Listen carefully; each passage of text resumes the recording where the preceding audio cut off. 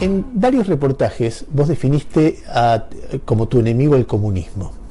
Incluso dijiste que lo que te une con Trump y con Bolsonaro es la manera en que ellos combatieron el comunismo. ¿Puedes definirnos qué es el comunismo?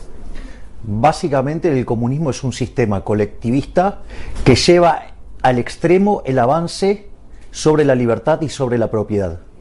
Por lo tanto, va contra la esencia del liberalismo, que es el respeto irrestricto del proyecto de vida del prójimo, es decir, con lo cual hay una cuestión individual y no una cuestión colectiva, y por otro lado, al mismo tiempo, es basado en el principio de no agresión.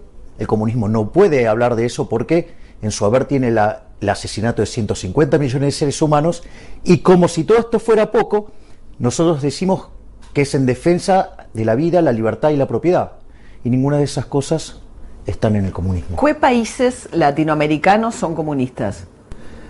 Cuba. ¿Qué otro?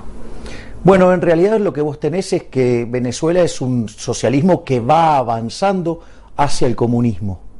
Pero si son esos dos nada más, no es una gran amenaza en América Latina. No, porque el gran problema es el siguiente, y esto hay que combinarlo con dos libros, que es el Intervencionismo, el mito de la tercera vía de Mises y Camino de servidumbre de Hayek. ¿Qué es lo que te dicen? Hay dos sistemas nada más, solamente hay dos sistemas. Vos tenés el capitalismo libre de empresa y el socialismo en su versión real, digamos, o más pura, digamos, el comunismo. Y en la lógica de Camino de servidumbre te dice que vos, parado en el medio, cualquier intervención que hace el Estado genera un fallo del gobierno, y en ese fallo conduce a más intervención, es decir, que el modelo es inestable hacia el capitalismo, o sea, tiende siempre a más socialismo. Está bien, pero si eso fuera así, América Latina tuvo menos comunismo, no más. Bueno, Argentina, a ver, desde mi punto de vista, digamos, América Latina está cada vez más roja. A ver, ¿Argentina hoy es un país comunista? No, es un socialismo de muy malos modales. A ver, uno cuando piensa en el comunismo, en ese comunismo que vos decías mató 150 millones de personas, piensa como mínimo en un régimen sin derechos humanos, con presos políticos, sin alternancia en el poder, sin elecciones, a ver, con exiliados, con asesinados políticos. Si uno mira objetivamente en la Argentina, eso no está pasando. O sea, es un régimen de libertades públicas bastante amplio, donde vos podés presentarte a elecciones, te va bien, si mañana sacas más votos vas a ser presidente, con lo cual, ¿dónde está el comunismo en términos de libertades públicas? En dinámica. A ver, el problema que se hace, el planteo es en términos dinámicos. Y que cada acto de intervención del Estado lleva a más Estado y lleva a cada vez menores libertades individuales. Ese es el eje central. Y cada vez el sistema se vuelve más colectivista. Por eso digo, quizás la mejor forma de plantear es aquellos que están a favor, digamos, de un planteo colectivista y otros que estén a favor, digamos, del individualismo / libertad. A ver, por ejemplo, yo conceptualmente soy minarquista. Minarquista es que el Estado se debería ocupar básicamente de seguridad y justicia, ¿sí? Ahora, pero esto habría que cortar los planes sociales, habría la educación pública, el tema de los planes sociales, la universidad. Pero es por parte, a ver, los planes sociales en realidad, desde mi punto de vista, los beneficiarios de los planes sociales son víctimas del Estado. Es decir, como el Estado está tan presente, ahoga tanto la creación de riqueza y no se generan entonces puestos de trabajo, por ende son víctimas que quedan excluidas del sistema. Y lo peor de todo es que el círculo es vicioso, porque entonces como vos le tenés que dar asistencia, le tenés que sacar al resto de la economía que produce y consecuentemente tenés menos capacidad de generar riqueza. Pero, ¿qué es lo que pasa? Vos no podés atacar a las víctimas del sistema, o sea, porque es una cosa profundamente injusta. Entonces, los planes sociales en realidad tienen que ser una situación donde los beneficiarios dejan los planes por un proceso virtuoso de crecimiento que se esté dando en la economía. Eso te dice cualquiera. No, bueno, sí, pero el problema es cómo vos llegás a eso. Es decir, digamos, yo considero que hay que hacer todo un conjunto de reformas. Ejemplo, yo hablo de reformas de primera generación, segunda generación y tercera generación. Primera generación es reforma del Estado, que implica bajar el gasto público en áreas productivas donde hay mucho robo, para poder bajar impuestos que dejen de golpear la oferta, que te permita la acumulación de capital, desregular el mercado laboral hacia adelante. ¿Qué mercado, qué se cortaría el Estado? El 60% son jubilaciones. Bueno, por ejemplo, una de las cosas que vos podés cortar de cuajo es la obra pública, yendo a un sistema de iniciativa privada a la chilena. Vos podés cortar de cuajo, por ejemplo, las transferencias discrecionales de nación a provincia y de provincias a municipios. Vos podrías cortar de cuajo los subsidios económicos, pero redefiniendo la ecuación económica financiera del contrato para que el impacto en precio no sea tan alto. Entonces vos ahí, si querés, tenés casi 10 puntos del PBI que podés recortar y que eso además te permite bajar impuestos y liberar a la oferta. Eso, más la reforma en el mercado laboral hacia adelante, más la apertura de la economía en la secuencia que estoy diciendo, porque no es trivial la secuencia, eso te va a generar que durante 15 años la economía va a crecer muchísimo. Y eso te permite pasar a las reformas de segunda generación, donde a vos, por ejemplo, una de las cosas que puede pasar es, vas a poder reformar el sistema previsional sin que colapse y sin afectar derechos, porque vas a tener más personas en el trabajo, en el mercado formal, y además con mayores salarios. Entonces te permite reformar el sistema previsional sin afectar los derechos de los que están hoy dentro del sistema. Al mismo tiempo podés aplicar un programa de retiro voluntario, porque si vos tenés un mercado laboral flexible, entonces las personas se van a un nuevo trabajo y con la indemnización. Y en el final de ese camino, los beneficiarios de los planes sociales empiezan a dejar los planes para irse a trabajar al sector privado. Permitime volver al comienzo. Sí, cómo no.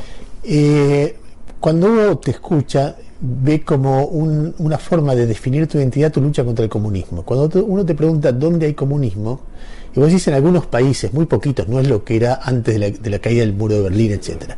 Entonces decís, bueno, pero si no hay comunismo, ¿cómo tu identidad es ser anticomunismo? Y vos decís, no, yo me opongo a algunas medidas que generan a la larga el riesgo de comunismo. Y uno dice, pero ¿dónde esas medidas terminaron en el comunismo? Terminaron en una discusión donde a veces se hace más liberal el Estado y a veces más intervencionista, pero no se mueve de ahí, ni en Estados Unidos, ni en Suecia, ni en Alemania, ni en Canadá, ni en España, ni en Argentina. Entonces, volviendo al comienzo, vos decís, bueno, pero yo mi plan de gobierno es esto. Eso es una opinión dentro del capitalismo. Vos tenés una teoría, otro tiene otra, pueden funcionar o no como siempre. Pero no estás luchando contra el comunismo. Estás en una cosa un poquito más vaga, más como curvilínea, no tan directa. No, digamos, a ver, el punto es este. Yo, digamos, entiendo que la presentación bipolar, por decirlo de alguna manera, genera, digamos, que uno como que tiene la sensación que está discutiendo eso y en realidad estamos discutiendo cosas que están en el medio. Formas de organizar el capitalismo. Digamos, bueno, pero el problema es digamos, cuáles son las dinámicas que se disparan en cada uno. Es decir, a mí, digamos, que cada vez haya más Estado, ese es un mal dato, porque además las economías que tienen más Estados, digo, crecen menos. No, bueno, está bien, el tema es cómo llegar a eso. Es decir, eso como diagnóstico, probablemente lo comparta, depende en qué medida, lo comparta prácticamente todo el mundo, que la Argentina tiene demasiado Estado. ¿Cómo haces para achicarlo? Bueno, es más difícil. Acabo de vos tenés una idea, otros tienen otra. Y pero no es la lucha contra el comunismo, eso es ya una gestión mucho más abigarrada que puede fracasar. Bueno, puede ser que, digamos, tengas razón, o sea, yo, digamos, o sea, como lo veo en términos dinámicos y lo veo en tendencia y creo que existen solamente dos modelos, puede ser que planteado en algún lugar intermedio, digamos, dé la sensación de que es una discusión abstracta, por decirlo de alguna manera. Pero, digamos, en términos dinámicos, no. La otra consigna es la lucha contra la casta política. ¿Qué quiere decir? Básicamente la lucha contra la casta política es aquellos, digamos, que entran a la política para servirse de los ciudadanos y no para como una vocación de servicio. La casta es una generalización, son todos. Bueno, en principio, o sea, hay gente que... Yo digo, ahí tengo una opinión de gente que de repente está dentro del sistema, forma parte de la casta, pero no de manera malintencionada. Yo creo que a veces hay un problema de formación, un problema, digamos, de cómo vos haces la lectura de la realidad y cómo crees que se sale de esa situación. Es decir, yo digo, por decirlo de alguna manera, hay personas que, por ejemplo, se autoperciben o autodefinen como liberales, pero abrazan al paradigma neoclásico y no se dan cuenta que el paradigma neoclásico genera soluciones inestables que tienden a cada vez más socialismo. Entonces, pero lo que yo podría... Pero no entiendo, ¿qué quiere decir terminar con la casta política como consigna dentro de un sistema democrático? ¿Cómo se hace? A aquellos que, por ejemplo, van por proyectos que son fuertemente inmorales y que conducen a mayor pobreza. O sea, y eso está lleno de políticos. Pero la casta política, o sea, digo, ¿cómo se hace dentro de un sistema democrático para terminar con los políticos? No, la idea no es terminar con los políticos porque, digamos, o sea, el sistema, digamos, requiere de políticos, o sea, es como una suerte de insumo. Lo que básicamente el planteo es un planteo de índole moral. ¿sí? Donde se define la política desde un criterio moral. Ejemplo, ¿qué es desde un criterio moral? Por un lado, vos tenés, yo digo, ¿qué es lo que no voy a hacer? No voy a hacer nunca. Jamás voy a subir los impuestos, jamás voy a crear nuevos impuestos, jamás voy a ir contra la libertad, jamás voy a ir contra la propiedad, jamás voy a ir contra la vida. Eso es lo que no voy a hacer. Y eso, digamos, hoy te diría que la mayor cantidad de los políticos argentinos, o sea, violaron, o sea, no queda uno que no haya violado algo de esto. O sea, para mí entonces eso es casta. Ahora, y después tiene que ver con los proyectos que yo pienso enviar, donde los proyectos se discute en primer lugar desde la cuestión moral. Esto, digo, el más emblemático es la eliminación del Banco Central. Es decir, la reforma financiera que a la postre termina con el Banco Central. El planteo es moral, porque yo te digo, María, ¿vos estás a favor del robo? Y no vas a estar a favor del robo, porque sabes que está mal. Si yo te digo, ¿estás a favor de la corrupción? Me vas a decir que no, porque estás en contra de la corrupción.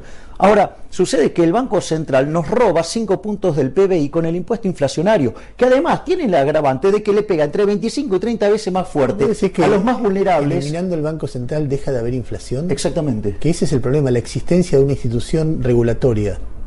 Claro, digamos, la inflación, digamos, o sea, es un... A ver, ¿qué es la inflación? La inflación es la pérdida del poder adquisitivo del dinero. No, yo entiendo, pero lo que quiero decir es, ¿no te da un poco de miedo a veces de estar equivocado? Que de repente vos llegás al poder, eliminás el Banco Central y no solamente no se te resuelve la inflación, sino que se te generan otros problemas porque perdiste capacidad regulatoria del Estado.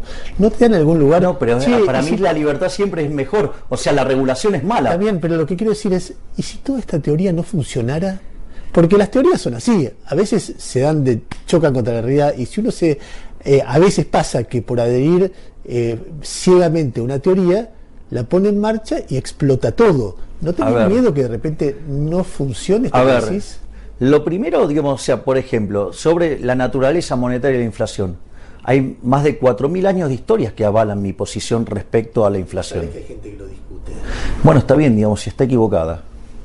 Bueno, pero es un poco soberbio decir, fulano de tal, economistas muy renombrados del mundo, gente muy, que vos decís, bueno, está bien, unos tendrán una opinión, otros, decir, todos estos son unos tontos que no entienden lo que hablan. Digamos, me parece que negar la naturaleza monetaria de la inflación es no entender el problema. Es decir, y es más, si aquellos que no adhieren a eso, hasta podés rastrear el origen del error. Es decir, yo, digamos, por ejemplo, cómo, digamos, o sea, no se van a equivocar los keynesianos con el tema de la inflación. Sí, que ellos creen que los precios se determinan como un markup sobre los costos. O sea, y vos podrías decir que es un markup sobre, digamos, los salarios. Entonces sucede que para ellos entonces la culpa de la inflación entonces es de los trabajadores y de los empresarios. Mentira. Es decir, que la lucha contra la casta es la lucha contra aquellos de la clase política que creen en medidas económicas que son perjudiciales para la gente. Que terminan haciendo daño a la gente y que después de haberlas experimentado y haber causado daño, siguen insistiendo con eso mismo por una cuestión de incentivos privados. Ahora, hablando de moral y de libertad, ¿no? De parte de un candidato que insulta, que falta el respeto, que le ha dicho gusanos, que ha agredido personalmente a muchos, y en términos de libertad también hay libertad de las elecciones sexuales, y has tenido palabras muy denigratorias para, por ejemplo, homosexuales, diciendo, sí, que dar plata del Estado es como... sí, ser homosexual con el ajeno, eso era, o ser ajeno. Alguien se puede sentir perfectamente ofendido por alguien que habla de esa manera una de las cosas, de una elección sexual. No, digamos, o sea, no porque, digamos, en el resto de mis conductas, o sea, justamente, digamos, yo no condeno ningún tipo de elección, básicamente porque soy liberal y, digamos, o sea, y para mí, digamos, pero o sea, me burlo. A ver, digamos, no es que me burlo, fue una definición, digamos, te puede parecer más correcta, menos correcta, digo, eso es una apreciación. A ver, el punto es el siguiente. Primero es el tema de lo que es la opinión. Tu opinión es tu opinión, mi opinión es la mía, y es mi propiedad y es tu propiedad, y o sea, yo no me meto con tu propiedad. O sea, ese punto uno.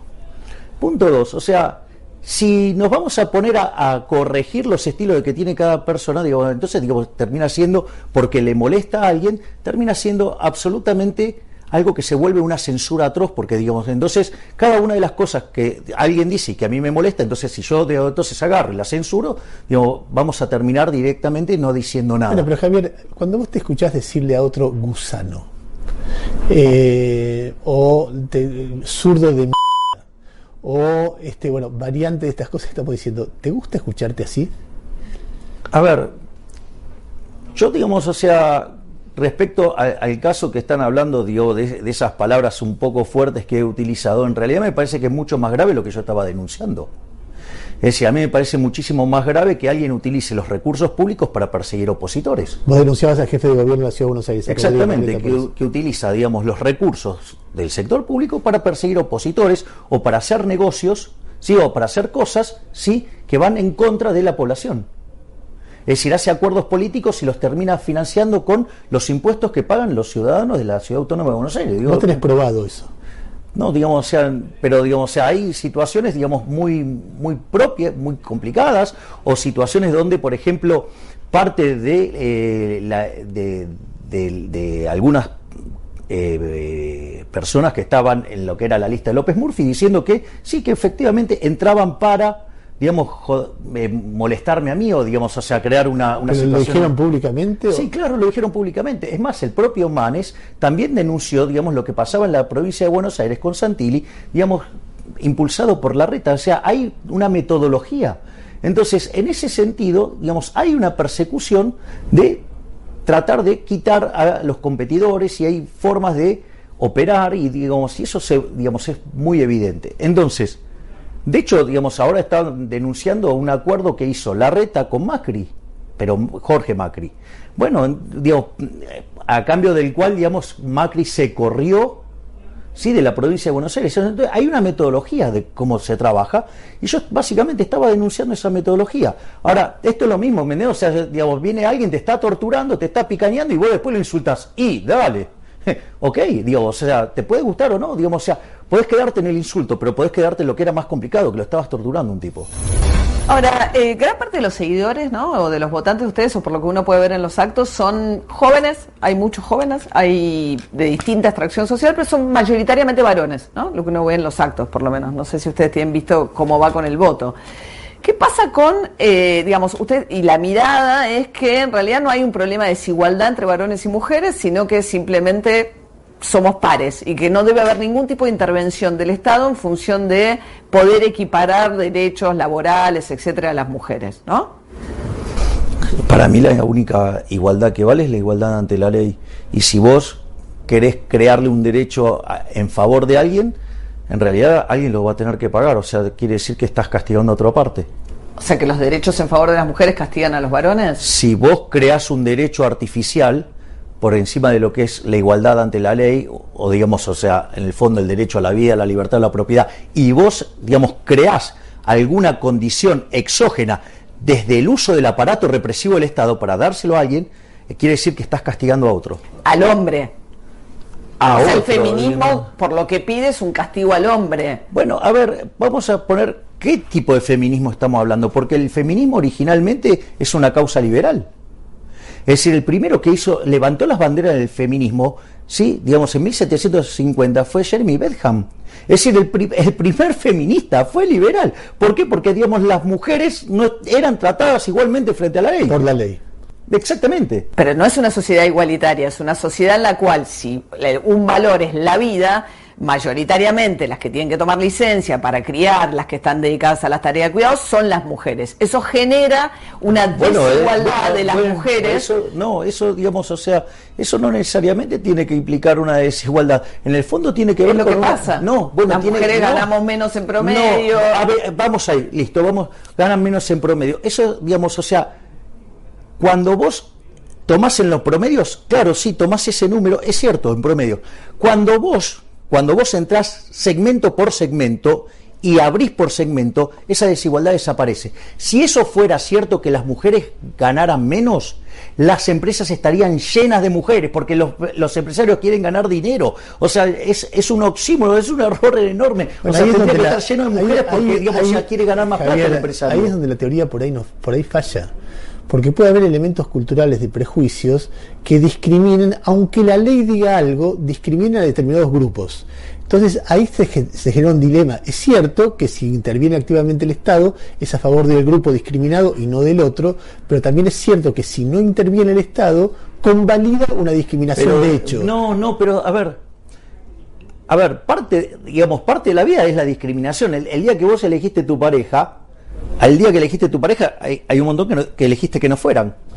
O sea, digo, la discriminación es parte de la vida. O sea, si no, digamos, el día cuando vos vas a comprar un determinado auto, compras el auto A, discriminaste en contra del B también. O sea, no, digamos, entonces si en una sociedad los gobiernos, las empresas discriminan a las mujeres. Pero de vuelta, pero si eso fuera cierto, digamos, si es. Esa es la idea de que el mercado es perfecto. Esto encierra muy bien la idea de que las condiciones son perfectas. Y no son perfectas por un montón, porque vivimos en una. No, pero pero si vos por algún motivo querés discriminar en contra de alguien, ¿sí? Ahora, el problema es que lo vas a pagar, o sea, te vas a tener que hacer cargo. Es decir, si alguien, digamos, o sea, por alguna cuestión en especial quiere tener más hombres... Porque las mujeres, por ejemplo, tienen hijos y se toman 3 meses de licencia, porque son las que están más a cargo del cuidado de los chicos. Si los hombres cuestan más caros, supuestamente en esa teoría, que es falso, cuando lo sacás de la estructura de los promedios y vas segmento por segmento. ¿Por qué? Porque cuando vos ¿querés que te lo hago con un ejemplo muy simple? Para que veas... Porque el problema de la desigualdad...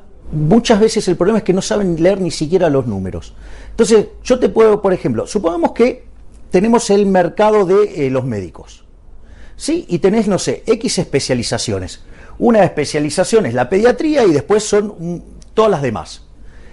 Ahora, supongamos que, digamos, o sea, tenemos la población de mujeres y hombres idénticamente distribuidas, o sea, son los mismos, o sea, es más, tienen las mismas capacidades y todo. Ahora, sucede que las preferencias, lo voy a forzar un poquito para que se vea con claridad el problema, para que, suponete que ahora todas las mujeres deciden ser pediatras, entonces quedan todas las especializaciones restantes a repartirse entre los hombres. ¿Qué pasa? Como vos tenés un exceso de oferta de pediatras, sí, en realidad lo que va a estar pasando es que la remuneración del pediatra va a bajar y todas las otras remuneraciones, o sea, van a estar más arriba porque hay menos oferentes relativamente. En ese contexto, y si las, y si las enfermedades se distribuyen igualitariamente o equitativamente, ¿qué es lo que va a pasar? Digamos, las mujeres que han decidido ser pediatras van a ganar mucho menos que el que decidió ser, por ejemplo, no sé, neurocirujano. Perdóname, o sea, lo que me estás diciendo es que las mujeres se desempeñan en tareas menos remuneradas. No, pero espera, déjame que te haga esa pregunta. Déjame que te haga una pregunta. No, lo que te estoy mostrando, lo que te estoy mostrando, María, lo que te estoy mostrando es otra cosa. Que ahí no hay ni, o sea, las mujeres ahí en ese caso estarían ganando menos por una decisión de ellas mismas, y no hay ningún elemento violento, o sea, es un proceso decisorio y querer cambiarlo lo único que va a hacer es generar daño. Vos decís que la principal trabajo que tienen las mujeres en la Argentina, que es limpiar casas, no. Pero déjame terminar, y que ganan, y que es el rubro con mayor informalidad, es porque las mujeres eligen todas como salida laboral, limpiar casas ajenas. No, no necesariamente. O es sea, lo que pasa. Bueno, está bien, pero digamos, o sea, será una cuestión de elección de cada uno. Vos decís que las mujeres eligen mayoritariamente limpiar casas como salida laboral. Pueden elegir otra situación también. O sea, digamos... Podrían, pero... No, bueno, está bien. A ver, cuando inició el siglo XX... El porcentaje de mujeres en la universidad era el 10%, hoy el porcentaje es el 60%, por lo tanto, digamos, en dinámica, digamos, las mujeres, o sea, van a terminar llevándose los mejores puestos de trabajo de la economía, o sea, y de repente, digo, sí, quizás, o sea, te plantea una situación que te incomoda, que una mujer esté haciendo el trabajo de empleada doméstica y no te molesta, digamos, que de repente esté un hombre en el puerto llevando bolsas. Gana bastante mejor un empleado de puerto que una persona que limpia casas. Bueno, habrá un problema de oferta y demanda. Si vos lo querés arreglar por la fuerza, la solución siempre va a funcionar mal. Porque el punto central es, ¿qué definís como mercado? ¿Qué es para vos mercado? O sea, ¿qué es mercado? El mercado, digo, es un proceso de cooperación social donde los individuos intercambian derechos de propiedad voluntariamente. Entonces, cualquier solución que está ahí en el mercado, si vos crees que funciona mal... Cualquiera que interviene en ese mecanismo perfecto, lo arruina. Causa daño. Yo no dije que el mecanismo fuera perfecto. Casi perfecto. No.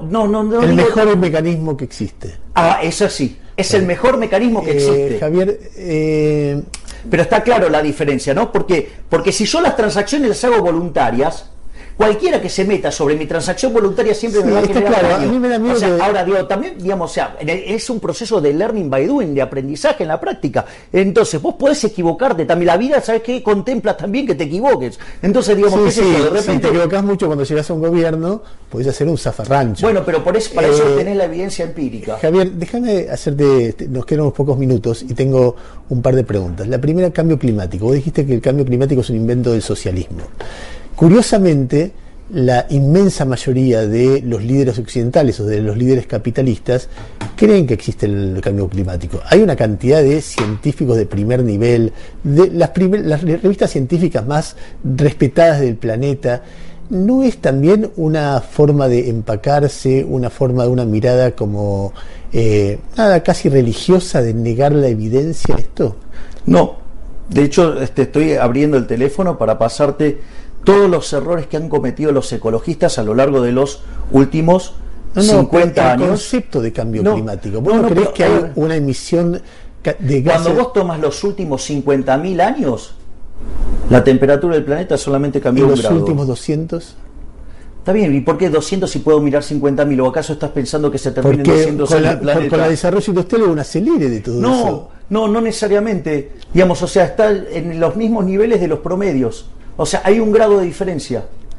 Ahora, porque yo te voy a explicar dónde vienen estos problemas. O sea, primero, digamos, o sea... Sé sintético porque nos quedan 3 minutos y quiero hacerte una pregunta más. No, bueno, está bien, digamos. Te paso la evidencia empírica de la cantidad de errores y después te explico por qué los errores. Por ejemplo, en el 67 se proyectó una hambruna para el 75, no ocurrió. En el 69 todo desaparecerá en una nube de vapor azul en 1989. Seguimos acá. 1970 se pronosticaba para el año 2000 la nueva era del hielo. ¿Y de quién son esos pronósticos? Digamos, todos de los ecologistas. Está bien, puede haber equivocaciones, pero el concepto de cambio climático. Está bien, digamos, yo vengo acá para marcarte. No para son marcarte, comunistas, Angela Merkel. No, pero para Ernesto, mira, tenés 1, 2, 3, 4, 5, 6, 7, 8, 9, 10, 11, 12 errores groseros a lo largo de los últimos 50 años. Tanto en el cambio climático, que todos, como en la relación con el lugar de las mujeres en la sociedad, como la manera de manejar la economía, vos ves una creencia, pero realmente que a mí me resulta muy impactante, en la autorregulación de las sociedades. Yo creo en el individuo, sí. No, el individuo es una cosa, la autorregulación de las sociedades es otra. Yo también creo en el individuo, pero creo que a veces hay que regular algunas cosas. Entonces pero no crees en los individuos, pero crees que algunos son tontos y los tenés que corregir por la fuerza. Creo que hay un debate muy profundo en el capitalismo respecto de esto, y que vos en cada una de las áreas lo definís con un simplismo que a mí me asusta, porque me doy cuenta que es muy difícil encontrar un lugar donde esas experiencias se llevaron a cabo. Entonces, en algún momento empiezo a pensar, esto es un dogma. Esto es una fe ciega, esto no es una teoría, esto no es ciencia, esto es un dogma que, puesto a manejar un gobierno, termina en un desastre. A vos te puede parecer un dogma, por ejemplo, lo que pienso de la inflación, pero si querés te lo regalo yo. Hay un libro que se llama 4.000 años de control de precios y salarios. El subtítulo es ¿Cómo no combatir la inflación? La inflación es siempre y en todo lugar un fenómeno monetario, es decir, no entender, digamos, cuando vos estudiás toda la historia del dinero, entonces te das cuenta de dónde viene el problema. O sea, y te podría... Es más, ¿sabes quiénes son los primeros que encontraron la relación entre precios y dinero? La escuela de Salamanca, los escolásticos, ¿sí? Digamos, durante el siglo XVI. Adivina qué es lo que pasaba en España. ¿Por qué lo descubrieron los españoles? Porque les vino todo el oro de América. ¿Y qué pasó? Cuando metieron todo el oro, aumentó la oferta de oro, bajó el poder adquisitivo del oro, todos los precios en unidades áureas subieron. Te hago 2 preguntas por sí o por no. ¿Sos religioso? Yo creo en Dios, sí. ¿Y estás vacunado contra el coronavirus? No. ¿Por qué? Porque todavía no hay suficiente evidencia empírica, digamos, que pruebe que las vacunas funcionan. De hecho, digamos, todos los acuerdos que piden los laboratorios a los países para poder ingresar las vacunas son la clara contracara de que todavía no tienen todas las pruebas empíricas suficientes. ¿Te parece que la gente se equivoca cuando se vacuna? No. Si es una decisión personal, no. ¿Cómo, digamos? O sea, no, está bien, pero vos a un amigo le recomendarías que se vacune o que no. Yo le recomendé a mis padres que se vacunen. ¿Y por qué si no está probado que funcione? Pero ellos son un grupo de riesgo, que es muy diferente al grupo al que yo pertenezco. Gracias. Gracias a ustedes.